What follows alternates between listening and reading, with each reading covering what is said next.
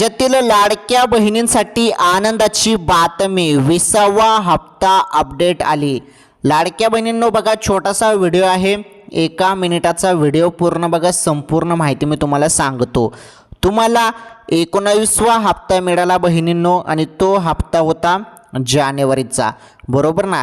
जानेवारीचा हप्ता तुम्हाला भेटला, तुम्ही आता वाट बघत आहेत एकाच हप्त्याची, तो म्हणजे 20वा हप्त्याची, फेब्रुवारीच्या हप्त्याची तुम्ही वाट बघत आहेत ना, त्याबद्दल आता मोठी अपडेटच पाहायला मिळत आहे। आणि हा 20वा हप्ता लाडक्या बहिणींच्या खात्यामध्ये कधी जमा होणार आहे त्याची अपडेट आपण बघणार आहोत, आणि भरपूर बहिणींचे हप्ते थांबलेले आहेत, त्यांना हप्ते मिळणार का ते पण बघणार आहोत।